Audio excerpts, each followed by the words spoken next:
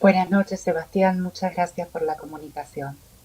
Por favor a usted por formar parte de esta especie de debate que estamos dándonos con respecto a todo esto que seguramente usted ya viene escuchando. ¿Qué análisis puede hacer tanto de lo que es la derogación del femicidio como también lo del cupo laboral trans? Bueno, estamos en contra de la derogación del término femicidio como concepto importante dentro del Código Penal.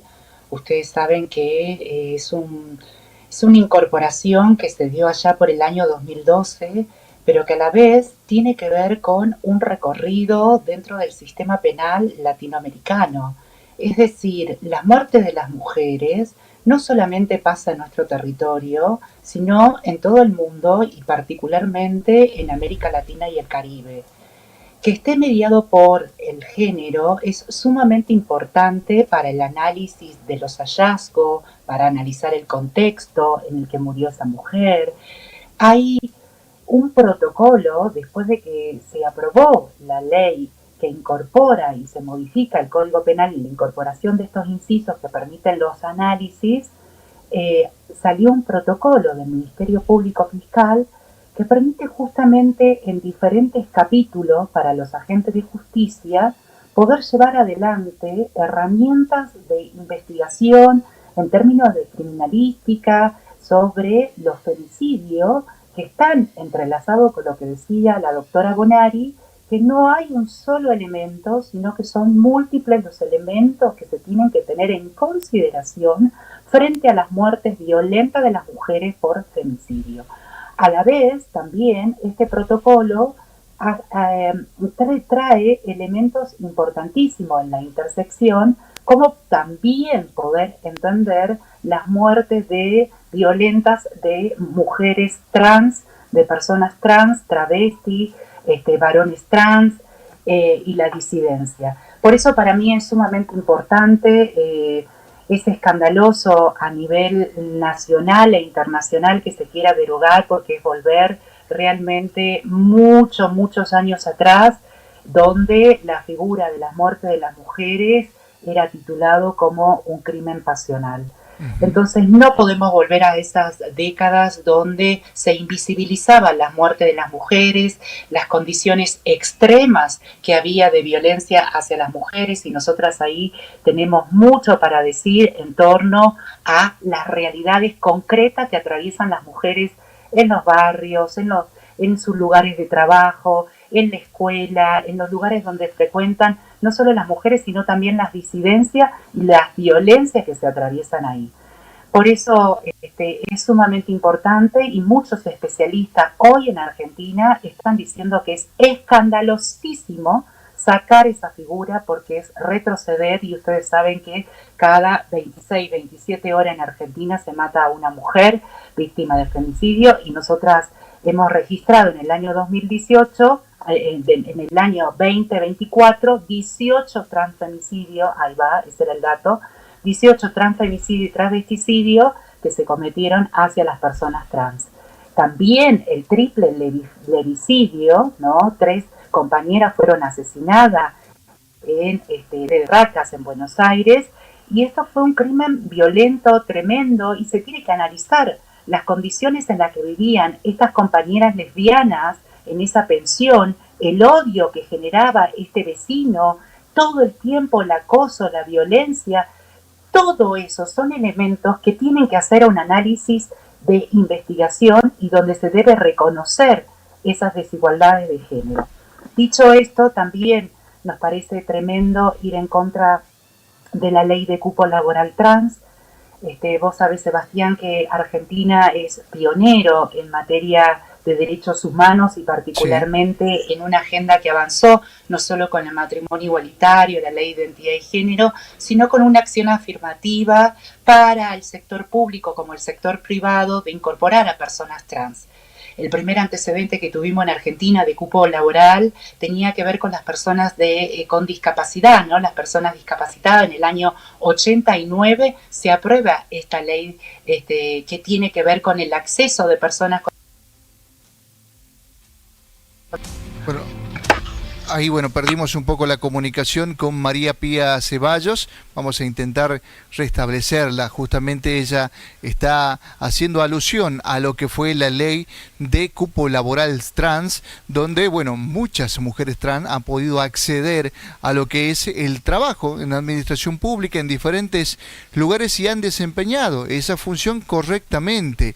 Es un derecho adquirido. Y yo también, bueno, recordaba también algunos casos que me ha tocado justamente seguir, en este caso, transfemicidios, porque también han ocurrido estos casos en Salta de mujeres trans asesinadas en manos de hombres y que han sido juzgados y que han sido encontrados responsables y han obviamente sido condenados a prisión perpetua. Seguramente, Pía, te acordás también de algunos de esos casos. Recuerdo uno, no recuerdo el nombre de la chica, pero que era de General Güemes, un caso de travesticidio. Así es el caso de la compañera Mirna Antonella Di Marzo, de la localidad de Güemes. Ella, a la salida de un espacio bailable, la somete. También otra compañera como Jimena, ¿no? Y después, por ejemplo, el crimen de Pelusa Liendro es un crimen que aún seguimos gritando justicia, como la de su amiga que falleció en el 2024, Rosario Sansone, que fue una de las pioneras en iniciar las marchas del orgullo acá en Salta. A Rosario nos enteramos un domingo de que había fallecido, que había sido víctima de un incendio. Y resulta que cuando comienzan a investigar, estaba toda su casa revuelta, había sido sometida, su cuerpo se encontraba de tal manera. Entonces, tiene que haber investigaciones más a fondo, no nos podemos quedar solamente con esa primera impresión de fue un accidente. Entonces, para nosotras sí es muy importante los avances con estos conceptos y con estos lentes que permiten ver las desigualdades de género, permiten ver a las mujeres y la disidencia, no solo como una causa, sino en esa trama donde existen elementos importantes de análisis. El sometimiento, la jerarquización hacia las mujeres, la dominación hacia las mujeres y la disidencia existe, y que necesitamos todavía muchísimo transformar y modificar esas prácticas. Por eso es importante que nuestra sociedad se visibilice lo que son los femicidios, lo que son los transfemicidios, los travesticidios, el transhomicidio. Ustedes recuerden lo que pasó con este adolescente, con Cancino, ¿no? Que nosotros siempre lo recordamos a Santiago Cancino, sí. Un adolescente que salió de su casa y después lo que encontramos fueron restos, nada más. Entonces, tenemos que hablar estos temas y estos temas tienen que hablarse con estas herramientas, no solo desde la lente de lo legal, basada en los derechos humanos, sino también, ¿no?, con una integralidad de lo que sucede en nuestros territorios, y en nuestros territorios las que se mueren son las mujeres, son las disidencias,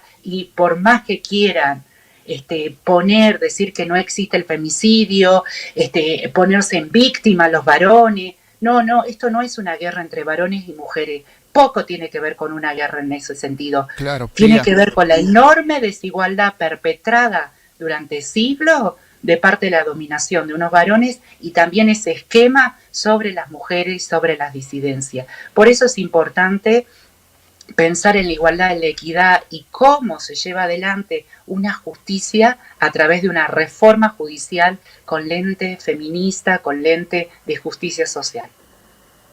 Pía, tal vez la mayor crítica que se le hace a esta cuestión del género y cómo se percibe uno es que, por ejemplo, se han dado casos, mencionábamos recién de algunos transfemicidios, que tenían el cambio de identidad en el documento nacional de identidad, pero se han dado casos a nivel nación de que no tenían tal vez el cambio de identidad y siendo mujer se percibían hombres y querían ir a un pabellón, por ejemplo, de hombres o de mujeres, y ahí se generaba el conflicto también.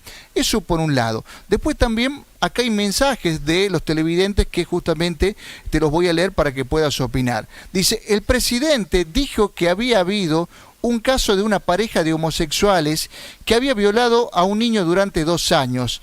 Aseguró, bueno, una funcionaria en ese caso. Me parece que se refieren a la situación del niño Lucio Dupuy también y del caso de estas mujeres. ¿Cuál es tu opinión con respecto a eso? ¿Cómo le podemos explicar a la sociedad este tipo de cuestiones? Bueno, en relación específicamente al tema de las cárceles, me parece que es muy de los pelos tomar una situación de un caso para llevar adelante una ejemplificación sobre la comunidad trans. Las personas trans no somos lo que te muestran los medios de comunicación como las criminales, las que vamos a criminalizar. No, no, no, no. Las personas trans somos personas que vivimos en los barrios, que tenemos familia, que tenemos vínculo humano, que estamos en comunidad. Por eso es importante recordar ahí los protocolos dentro del sistema del servicio penitenciario que lleve adelante una vinculación en base a los derechos humanos. Las violaciones deben estar todo el tiempo allí, poder pensar para prevenirlas, para que no existan, en todos los ámbitos. Pero cuando pensamos en el sistema carcelario, es importante ver los protocolos que existen de derechos humanos y bajo ningún punto de aspecto voy a defender a una persona que viola, sino lo que digo es, no tiene que ver ese caso con nuestra comunidad trans, con nuestra identidad trans, no tiene que ver con eso, porque violan mujeres, violan varones, ¿no? Si nosotras nos vamos a ver situaciones de estadísticas, seguramente podemos hablar con un poco más de elementos para poder ver y determinar que hay un alto porcentaje, ¿no? Y que son varones que tienen vínculos muy cercanos dentro de la familia.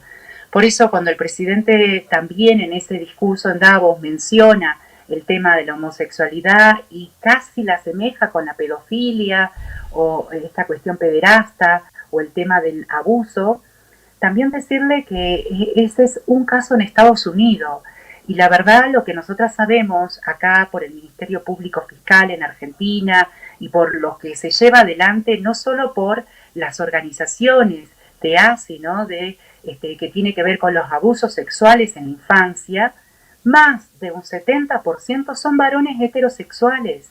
Y hay desde cura, pastores, papá, padrastro, entrenador de club, profesor de la escuela, el no sé qué.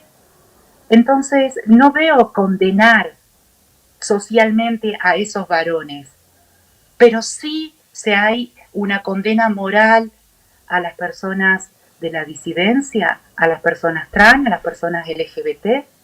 No puede ser así. No podemos seguir pensando que eso que nos han mostrado en ese caso es la totalidad. Por eso es sumamente importante seguir trabajando y pensando los horizontes de democracia y de sociedad que queremos vivir, una sociedad que realmente no esté basada en la violencia, sino en el respeto de todas, de todos y de todes también, porque la diversidad sexual existe, porque existen nuestras hijas, nuestros hijos, nuestros hijes, y están y debemos proteger en sus derechos, no criminalizar, no patologizar, no volver a señalar como personas enfermas. Muchos de los discursos que escuchamos en esta época, en esta actualidad, son discursos que hemos escuchado en otra época, que tiene un arraigo bien en discursos de fuerzas antigénero, antiderechos humanos y de derecha. Así que bueno, eso, Sebastián. Bueno, María Pía, muchas gracias. Ha sido muy amable, ha sido un gusto también dialogar contigo y conocer tu opinión. Gracias, Sebastián. Buenas noches. Buenas noches.